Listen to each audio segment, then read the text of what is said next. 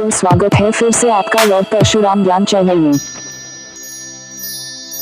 अमरोहा गांव में दिनकर और सूर्या नाम के दो भाई रहते थे। दिनकर 10 साल पहले पैसे कमाने के लिए दिल्ली चला गया था। वो वहाँ मिठाई की दुकान चलाता था।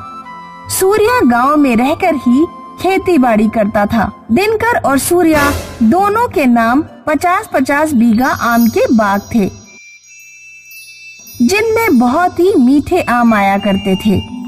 दिनकर की बेटी करिश्मा को आम के बागों में घूमना पसंद था। बाग के कोने में एक बहुत बड़ा घना आम का पेड़ था। करिश्मा स्कूल से लौटकर उसी पेड़ के नीचे खटिया डाल लेती और कोयल की मीठी आवाज सुनते हुए अपना होमवर्क करती। हर साल आम पकने के टाइम पर दिनकर गांव आता था और सूर्या के साथ आम बेचकर वापस दिल्ली लौट जाता। पिछले 10 सालों में दिनकर की आर्थिक स्थिति काफी बेहतर हो गई थी। एक दिन सूर्या की पत्नी शीला पकौड़े पहुंचाने दिनकर के घर पहुंची। करिश्मा, आज मैंने बहुत दिनों बाद प्याज के पकौड़े बनाए हैं, सोचा थोड़ी तुम्हारे घर पहुंचा दूं। अच्छा हुआ ताई, तुम यहाँ पकौड़े पहुँचाने आ गई। मैं तुम्हारे घर ही आ रही थी। कल पापा आए थे, मेरे और मम्मी के लिए सोने की बालियाँ लेकर आए हैं। एक जोड़ी तुम्हारे लिए भी बनवा कर लाए हैं। शीला ने बड़ी जल्दी लपक कर बालियाँ ले ली, लेकिन भागते हुए अपने घर पहुंची और अपने पति सूर्या से बोली, तुम्हारे छोटे भाई के पास इतना ज्यादा पैसा आ गया है कि उसने अपनी पत्नी और बेटी के साथ मेरे लिए भी बालियाँ बनवा दी हैं। जब दिनकर शहर में इतना कमा रहा है तो तुम बाग में उसे हिस्सा क्यों देते हो? उसकी तो सिर्फ एक बेटी है, हमारे तो 2-2 बेटे हैं। खर्चा तो हमारा ज्यादा है ना। मैं हमेशा से दिनकर को अपना हिस्सा देता रहा हूँ। फिर दिनकर का परिवार तो यहीं पर है। पैतृक संपत्ति पर जितना हक मेरा है उतना ही दिनकर का भी है। दिनकर शहर में जो कमाई करता है उसका आधा हिस्सा तुम्हें देना चाहिए। शहर में वो अपनी मेहनत से कमाता है, वो अपनी कमाई का हिस्सा मुझे क्यों देगा? सूर्या अपने भाई के प्रति वफादार था, लेकिन उसकी पत्नी उसे दिनकर के खिलाफ लगातार भड़काती रहती थी। आखिर कब तक सूर्या अपनी अच्छाई जिंदा रख पाता? धीरे धीरे वो पत्नी के प्रभाव में आने लगा। एक दिन करिश्मा के घर दिनकर के दोस्त का फोन आया। दोस्त ने बताया कि दिनकर का एक्सीडेंट हो गया है। खबर सुनते ही करिश्मा और उसकी माँ दिनकर के पास दिल्ली चले गए। सूर्या और उसकी पत्नी भी दिनकर को देखने गए, लेकिन जल्दी वापस लौट आए। अजी, मैं तो कहती हूँ यही मौका है बाग अपने कब्जे में लेने का। अब अगर तुमने जरा भी समय गंवाया तो बाद में पछताओगे। सूर्या ने गांव के सरपंच से कहा कि उनका भाई दिनकर और दिनकर का परिवार अब कभी गांव नहीं लौटेंगे और दिनकर के हिस्से का बाग सरपंच को बेच दिया। इतना उपजाऊ और कीमती बाग सरपंच ने तुरंत खरीद लिया। कुछ महीनों बाद करिश्मा अपने गांव वापस लौटी और सूर्या के घर गई। ताई, पापा की तबीयत अभी भी ठीक नहीं है। माँ वहीं पर है। हमारे बाग के आम बेचकर सूर्या ताऊ को जो पैसे मिले होंगे वो पापा ने मंगवाए हैं। तुम्हारा बाग था लेकिन अब नहीं है।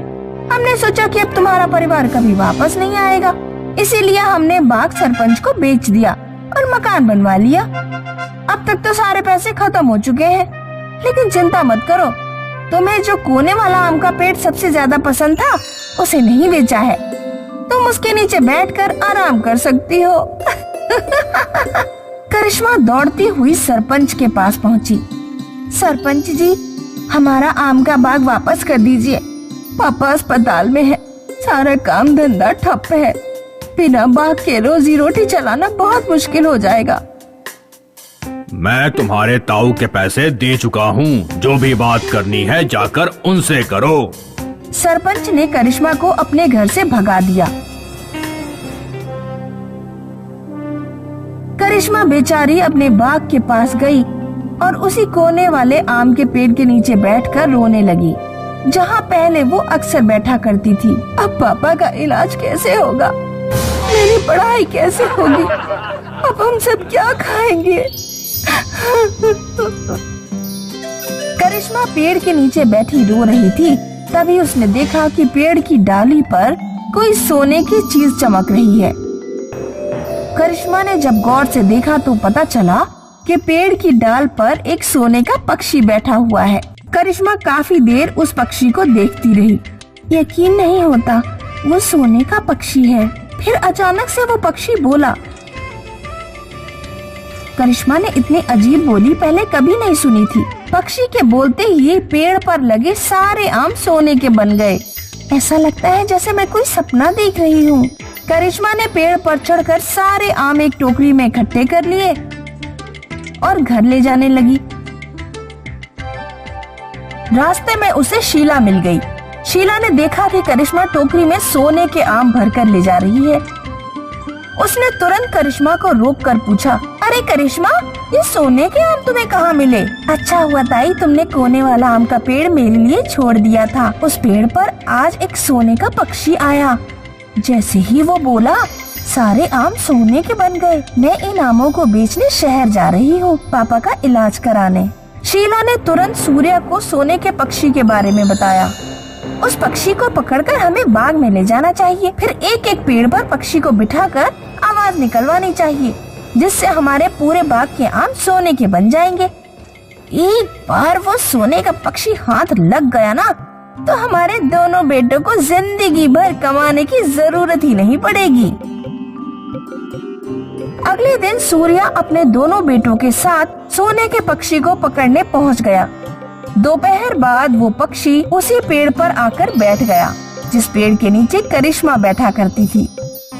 सूर्या ने पक्षी के ऊपर जाला डालकर उसे पकड़ लिया। सूर्या ने पिंजड़े को ले जाकर अपने बाग में एक पेड़ पर रख दिया और पक्षी को बोलने के लिए मजबूर करने लगा। जल्दी आवाज निकाल और मेरे बाग के आमों को सोने का बना दे। सूर्या काफी देर तक कोशिश करता रहा, लेकिन पक्षी कुछ भी नहीं बोला। आखिर सूर्या ने पक्षी को एक नुकीली लकड़ी चुभोना शुरू कर दी। पक्षी गुस्से में बोला।